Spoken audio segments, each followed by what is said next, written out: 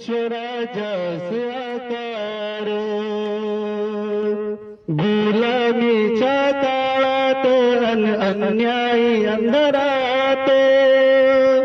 गुलामीच्या काळात अन्यायी अंधारात जनता जगत होती मुघलांच्या जुलमात जनता जगत होती मुघलांच्या जुलमात युग पुरुष घडविला दादून स्वराज्य तोरण युग पुरुष घडविला दादून स्वराज्य तोरण